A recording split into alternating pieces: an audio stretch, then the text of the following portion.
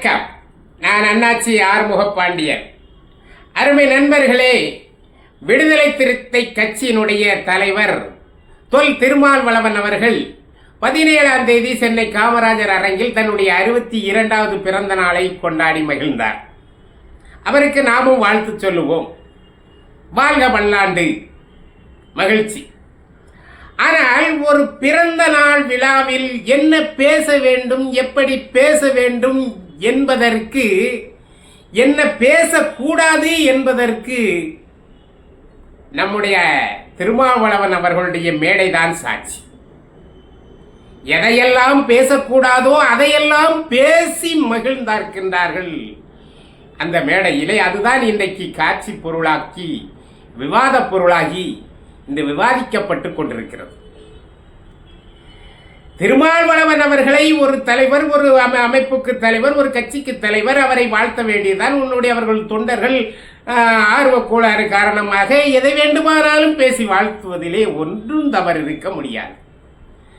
நீங்கள் அண்ணல் என்று சொல்லுங்கள், காந்தி என்று சொல்லுங்கள், பெரியார் என்று சொல்லுங்கள், அம்பேத்கர் என்று சொல்லுங்கள், ஒரு குறையும் இல்லை. உங்கள் தொண்டர்கள், நீங்கள் தலைவர், ஆகவே அதிலே ஒரு தவறும் இருக்க முடியாது. ஆனால் பிறந்த நாள் மேடையிலே ஒரு மற்றவர்களை பேசுவதில்லை, அது மிகப்பெரிய தவறு. ஒரு கட்சியை கூட விடவில்லை, தமிழகத்தில் இருந்த அத்தனை கட்சிகளையும் அங்கே ஒருவர் பேசியிருக்கின்றார். அது ஒரு பெண்மணி, சினேகா என்கின்ற ஒரு பெண்மணி. எனக்கு பேச தெரியாது, கவிதை வாசிக்க தெரியாது, கவிதை எழுத தெரியாது என்று சொல்லிவிட்டு ஒரு 15 நிமிடம் கவிதை போல பேசுகின்றார். அதிலே பேசுகின்றதிலே திருமாவளவன் அவர்களை வாழ்த்தினாரா என்று தெரியவில்லை. ஆனால் தமிழகத்தில் இருந்த அத்தனை தலைவர்களையும் சகட்டு மேனிக்கு, அத்தனை அரசியல் கட்சிகளையும் சகட்டு மேனிக்கு கிளி கிளி என்று கிழித்து தொங்க விட்டு விட்டார். கேட்க கேட்க காது கூசுகிறது. இந்த பக்கம் ரத்தமெல்லாம் வந்துடும் போல் இருக்கு. அந்த மாதிரி பேசி இருக்கின்றார். ஆனால் அது அவருடைய தொண்டன் ஆர்வ கோளாறுமாக பேசுகின்றார். புது பேச்சாளர் போல் இருக்கிறது. சரி, பேசிட்டு போகட்டும், அது அவர்கள் குறை என்று நாங்கள் எடுத்துக்கொள்ள முடியாது. ஆனால் அதை கேட்டுக்கொண்டிருக்கின்ற அனுபவம் வாய்ந்த 62 வயதை தொட்டுவிட்ட திருமாவளவன் அவர்கள் சிரிக்கிறார், கைதட்டுகிறார், நெகிழ்ந்து போகிறார் என்றால், அப்ப இதெல்லாம் முன்னகுட்டியே நீங்க எழுதி கொடுத்து அந்த பெண் வாசிக்கிறதா, அல்லது இப்படித்தான் பேச வேண்டும் என்று நீங்கள் அவர்களுக்கு டைரக்ஷன் பண்ணினீர்களா என்று கேட்க வேண்டிய இடத்திலே நாங்கள் இருக்கின்றோம். அதிகாலையிலே முதல் ஆளாக சீமான் அவர்கள் திருமாவளவன் அவர்களுக்கு வாழ்த்து தெரிவிக்கின்றார்.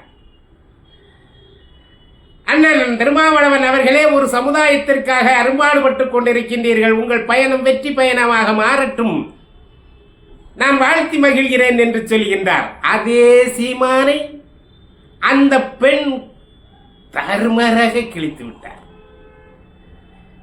தமிழக மக்கள் காரி துப்புவார்கள் சீமானை என்று அந்த பெண் சொல்லுகின்ற போது இவர் சிரிக்கிறார், கைத்தட்டி சிரிக்கிறார். அனைத்து இந்திய அண்ணா திராவிட முன்னேற்ற கழகத்தை விடவில்லை, பெரியாரின் கைத்தடி என்று சொல்கின்றார் திருமாவளவன் அவர்களை. சொல்லிட்டு போகட்டும். ஆனா வீரமணி கோவப்பட போறார். அப்புறம் பெரியாருடைய நிழல் என்று சொன்னா அப்புறம் அவர் விடுவாரா என்ன? நான் தானே பெரியாருக்கு எல்லாம், அவருடைய கைத்தடியும் நான் தான், அவருடைய நிழலும் நான் தான், அவருடைய மறு உருவம் நான் தான் என்று தானே கி வீரமணி சொல்லிக் கொண்டிருக்கிறார். பிறகு நீங்க நிழலாகி போனா அவருக்கு வருத்தமா இருக்காதா என்ன? சரி, பரவாயில்லை. அம்பேத்கர் யாரு? திருமாவளவன் அண்ணன் அவர்கள் வாழுகின்ற அம்பேத்கர். என்ன கொடுமையா இருக்கு பாத்தீங்களா? பரவாயில்லை. ஆனால் இன்னும் ஒருபடி அதிகமாக போய் பாட்டாளி மக்கள் கட்சியை என்ன மாதிரி பேசியிருக்கிறாங்க. உங்களுக்கும் பாட்டாளி மக்கள் கட்சிக்கும் பிடிக்காது. நீங்க ஒரு பாதையில் போறீங்க, நீங்க ஒரு போதையில் போறீங்க. நீங்க சொன்ன தத்துவம் உலக தத்துவமாக மாறி இருக்கிறது. அத்து மீறு, அடங்க மறு அத்து மீறு, கவுண்டனை வெற்றி கவுண்டச்சியை கற்று என்று சொன்ன உங்களுடைய மிகப்பெரிய தத்துவத்தின் காரணமாக அவர்கள் விலகி நிற்கின்றார்கள். அப்படிப்பட்ட ஒருவரை உங்களுடைய பிறந்த நாளில் பேச வேண்டிய அவசியம் என்ன? பேசுகின்றீர்களே, பேச வைத்திருக்கின்றீர்களே. அழுகிய மாம்பழம் பானையை உடைக்குமா? சமூக நீதி காத்தவர் என்கின்ற பட்டம் உங்களுக்கு முன்பு அவருக்கு தான் இருக்கு. ஆக அது மட்டும் அல்ல, கட்சி விட்டு கட்சி மாறி தேர்தலுக்கு தேர்தல் கட்சி மாறுகின்ற தலைவர் ராமதாஸ் என்பதை போல அந்த கவிதை சொல்லுகிறது. அப்ப திருமாவளவன் எப்படி? இந்த அம்மாவுக்கு அரசியல் தெரியாதுன்னு நினைக்கிறேன். இப்ப 2 தேர்தலில் தான் திமுக கூட கூட்டணி, அதுக்கு முந்தி 4 அணி, அதுக்கு முந்தி அண்ணா திராவிட முன்னேற்ற கழகம். அப்ப இந்த திருமாவளவனுடைய வரலாறையாவது நீங்கள் படித்து விட்டு கவிதை வாசிக்கலாமே. திருமாவளவன் அவர்களுடைய அம்பேத்கரோட ஒப்பிட்டு பேசலாமாங்க? ஒரு பெண்மணி தில்லியில போய் ஆர்ப்பாட்டம் பண்ணிச்சு, பேரை சொல்ல விரும்பல, ஏன்னா இப்ப அது அப்படியே அமுக்கப்பட்டு விட்டது. எனக்கு நீதி வேண்டும், திருமாவளவன் அவர்களால் எனக்கு நீதி வேண்டும் என்று கோர்ட்டு படிகளிலே ஏறிய வரலாறு இந்த பெண்மணிக்கு தெரியாது கொள்ளும். இவரை போய் வாழுகின்ற அம்பேத்கர் என்றெல்லாம் சொல்லுவது எந்த வகையில்? அதை ரசிக்கிறார்கள் இல்லை. இப்போ அந்த அம்மா கவிதை வாசித்தவர்கள் மீது குறை இல்லை, குற்றம் இல்லை. அவர்கள் எதை வேண்டுமானாலும் சொல்லலாம். வானமும் நீ, பூமியும் நீ, உலகமும் நீ, எல்லாமே நீ என்று சொல்லலாம்.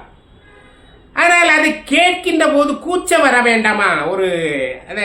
ஆனால் இவர் சிரிக்கிறாரு, கைத்தட்டுறாரு. கட்சியை விட்டு கட்சி மாறிய பச்சொந்திகள் என்று சொல்லுகிற போது அங்க பல கட்சி மாறினவங்க இருக்கிறாங்க. தேர்தலுக்கு ஒரு கட்சி மாறின தலைவர்கள் எல்லாம் அங்க இருக்கிறாங்க.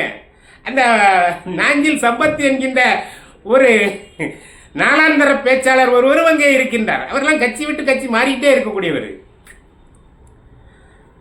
இப்படியெல்லாம் பேசுகின்ற போது அதை ரசிக்கின்ற திருமாவளவன் அவர்களைத்தான் இந்த கவிதைக்கு ஒட்டுமொத்த பொறுப்பாக அவர் இருக்கின்றார். ஏன்னா தொண்டன் எப்படி வேணாலும் வாழ்த்தலாங்க. தொண்டன் அஹிம்சா மூர்த்தி அண்ணல் என்று சொல்கிறார் ஒருவர். ஏன்னா அந்த கவிதையிலே ஒரு வரியை நீங்க அதெல்லாம் பார்த்தீங்கன்னா, அந்த கவிதையை கேட்டீங்கன்னா இந்த பக்கம் ரத்தம்ல வந்துடும். இந்த காதில் கேட்டால் இந்த பக்கம் வரும், இந்த காதில் கேட்டால் இந்த பக்கம் ரத்தம் வந்துடும்.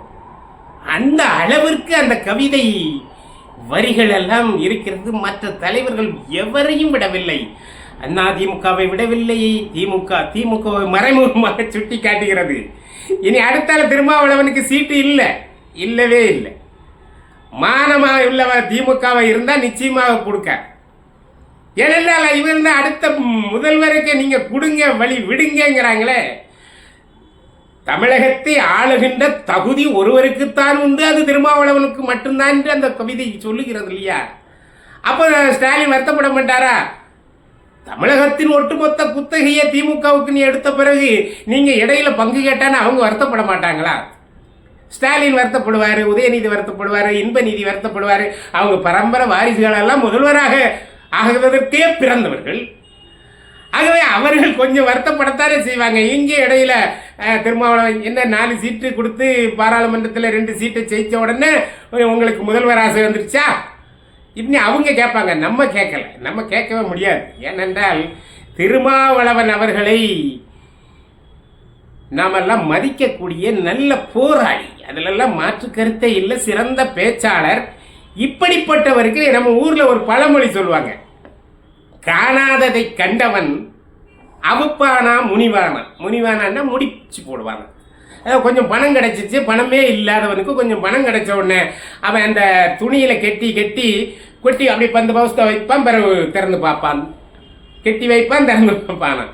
அதே போல இதுவரைக்கு இது போன்ற புகழ்ச்சின் வார்த்தைகளில் கேட்காத திருமாவளவன் இதை கேட்ட உடனே புலங்காயுதம் அடைகிறார். மகிழ்ச்சியாக இருக்கிறார். அதை கட்டுப்படுத்த வேண்டுமா? இப்படி எல்லாம் கவிதை வாசிக்காதே, எல்லா தலைவரும் நமக்கு வேண்டப்பட்டவர்கள், அரசியல் வேறு, பிறந்த நாள் வேறு, நம்ம பிறந்த நாளை கொண்டாடிக்கிட்டு இருக்கிறோம், இங்கே அதுக்கு தகுந்த மாதிரி கவிதையை வாசிக்கணும் அப்படின்னு சொல்லாம இன்றைக்கு அந்த கவிதையை வாசிப்பதின் மூலம் திராவிட முன்னேற்ற கழகத்திற்கே சிக்கல் வருகின்ற, அந்த கூட்டணி சிக்கல் வருகின்ற அளவிற்கு அந்த கவிதை இருக்கின்றது. ஆழமாக அந்த கவிதையை வாசிப்பீர்கள் என்று சொன்னால், கேட்பீர்கள் என்று சொன்னால், அடுத்த முறை நிச்சயமாக விசிகாவுக்கு திராவிட முன்னேற்ற கழகத்தில் இடம் இல்லை. 2 சீட்டில் ஜெயிச்ச உடனே, தொடர்ந்து 2 தடவை ஜெயிச்ச உடனே நீங்க இந்த ஆட்டம் போட்டு இந்த மக்கள் காரி துப்புவார் என்று சொல்லுகின்ற போது அதையெல்லாம் கேட்டுக்கிட்டு இது ஒரு தலைவர் எங்க முறையில் இருக்கக்கூடாதுல்ல. ஏமா இங்க வா, நிறுத்து, அப்படிலாம் சொல்லாது. அது அரசியல், அது அரசியல் வேறு என்று சொல்லி அதை நிறுத்தி இருக்க வேண்டும் அல்லவா? ஆனா இவர் கேட்டு ரசிச்சுக்கிட்டே இருக்கிறாரு. திருமாவளவனுக்கும் சீமான் அவர்களுக்கும் இடையில அவர் ரொம்ப தூரம். திருமாவளவன் இன்றைக்கும் எந்த கட்சியிலும் ஆதரவு இல்லாமல் எந்த தேர்தலிலும் நின்றதில்லை. ஆனால் சீமான் தனித்து நிற்கிறாருங்க. தனித்து நின்று தன்னுடைய பலத்தை கூட்டிக் கொண்டே வருவார். நாளைக்கு அவருக்கு வருங்காலம் பலமாக இருக்கிறது. இரண்டாவது, அவர் எந்த ஜாதிய கட்சியுமே ஜாதிய முகத்தோடும் அவர் இல்லை. ஒரு பொதுவாக இருக்கிறார். தமிழன் என்கின்ற அந்த முறையில் தான் நான் எல்லாரையும் பார்க்கிறேன் என்கிறார். எல்லாரையும் ஒரு பாசத்தோடு அண்ணன் தம்பி என்று அழைத்து மகிழ்கின்றார். என்னுடைய பெரியப்பா சித்தப்பா இப்படிப்பட்ட அது ஒரு நல்ல குணம் இல்லையா? நம்மளாம் சீமான்லாம் நமக்கு பிடிக்காது. ஆனால் அவர் பேசுகின்ற வார்த்தை, அவர் நடந்து கொள்கின்ற முறை, அவர் அண்ணன் தம்பிகளாக எல்லாரையுமே அரவணைத்து செல்கின்ற முறையெல்லாம் பாராட்டுக்குரியது. தனித்து நிற்கின்றார். எத்தனை முறை தோல்வி ஏற்பட்டாலும் தனித்து நிற்பேன் என்கிறார். திருமாவளவன் அவர்களால் நிற்க முடியுமா? என்ன சொல்கின்றார்? நீங்கள் தலித்துக்காக போராடுகிறேன் என்று கேட்கின்றீர்களே, நீங்கள் ஏன் பொது தொகுதியிலே நிற்க முடியவில்லை என்று தானே கேட்டார். இதுதான் கேட்டார். பெரியார் என்ன சொன்னார்? நீ தனி கிணறு வெட்டாத, பொது கிணத்துல போய் தண்ணி குடின்னு தான் சொன்னாரே தவிர உனக்குன்னு தனி கிணறு வெட்டாத. ஆனா தனி கிணறு வெட்டிக்கிட்டு காத்திருக்கிறீங்க விடுதலை என்று சொல்லி. அது கடைசி வரைக்கும் வராது. இங்க பொது கிணத்துல தண்ணி குடிக்கணுங்க. எல்லோரும் நீங்க இணைந்து போக வேண்டுமே தவிர நான் தனியாக வேண்டும். நீங்கள் தனி லேபிள், விடுதலை சிறுத்தை கட்சிக்கு தனி லேபிள் தான் இருக்கு. அது ஒருபோதும் பொது கட்சிக்கு வராது. ஆனால் சீமான் பொதுவானவராக அறியப்படுகிறார், காணப்படுகிறார், பேசப்படுகிறார். அப்படிப்பட்டவரை இந்த தமிழகம் காரி துப்பும் என்று சொன்னால் உங்களுக்கு என்ன கதி? ஆகும்? ஆகவே இது என்னங்க, நீங்க அரசியல் மேடையில் பேசிட்டு போகலாம். உங்களுடைய தத்துவம் அவருடைய தத்துவம் ஒத்து போகாது, பேசலாம். ஆனால் நீங்கள் பிறந்த நாளை கொண்டாடி கொண்டிருக்கின்றீர்கள். எல்லா சமூகத்தவர்களுடைய வாழ்த்துக்களையும் பெற வேண்டும். நீங்கள் நீண்ட காலம் வாழ வேண்டும். இந்த மக்களுக்கு மீண்டும் அதுதான் வருது. இந்த மக்களுக்கு அல்ல, தமிழக மக்களுக்கு நீங்கள் போராட வேண்டும். நீங்கள் இந்த மக்கள் என்று சொல்லுகின்ற வரையில் உங்களுக்கு விடுதலை இல்லை. தமிழக மக்கள் அனைவரும் ஒரே குடையின் கீழ் வர வேண்டும் என்கின்ற வார்த்தையை வைப்பீர்கள் என்று சொன்னால் வெகு விரைவில் வெற்றி. ஆனால் நீங்கள் அப்படி ஆக விட மாட்டீங்க. எந்த கட்சி தலைவர் எந்த கட்சி தலைவராக இருந்தாலும் அப்படித்தான். ஏனென்றால் அவர்கள் மக்களினுடைய விடுதலைகளுக்காக போராடுவது இல்லை. ஆனால் தவறாக தொண்டர்களால் நம்ம வழி நடத்திக்கிட்டு நம்ம ஏற்றுக்கொண்டு தொண்டர்களை உருவாக்கி வைத்துக்கொண்டு நம்ம அரசியல் பண்ணிக்கிட்டு இருக்கோமே தவிர வேறு ஒன்றும் இல்லை. ஆனால் திருமாவளவன் அவர்களை அண்ணல் என்றும் தமிழகத்தின் அண்ணலாம் திருமாவளவன் அவர்கள். பரவாயில்லை, அவருடைய தொண்டர்கள் எதை வேண்டுமானால் பேசட்டும். ராமர் கோயிலை கட்டி ஒரு பெரிய பதட்டத்தை உருவாக்குகிறார். அந்த வார்த்தை போடுங்க, அயோக்கியர்கள் கட்டிய அயோத்தி ராமர் கோயில். இப்ப எத்தனை மக்களுடைய மனம் புண்படும் என்பதை நீங்கள் யோசிக்கவில்லையே.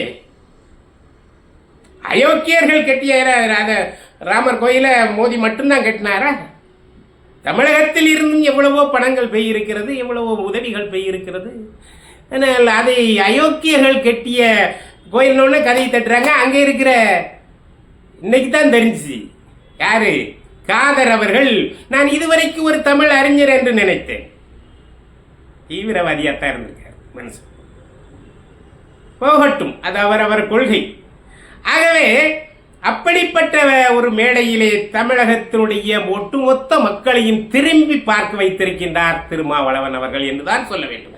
தன்னுடைய 62வது பிறந்த தின விழாவை ஒரு அரசியல் மேடை போல ஆக்கி அதிலே தரக்குறைவான வார்த்தைகளை பேசி தமிழகத்திலே இல்லை, இந்தியாவிலே அல்ல, உலகத்திலேயே பிறந்த நாள் விழாவிலே இவ்வளவு கேவலமான பேச்சுகளை உருவாக்கிய ஒரே கட்சி விசிக தான் என்பது அங்கே நிறுவனம் ஆகியிருக்கிறது. தவிர அது வேறு ஒன்றும் பலன் தராது.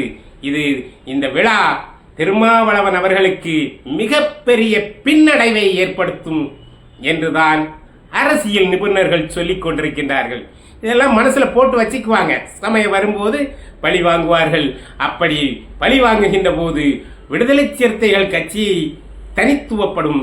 தனிப்பட்டு போனால் உங்களுக்கு வெற்றியே கிடைப்பதில்லை. இதுதான் வரலாறு.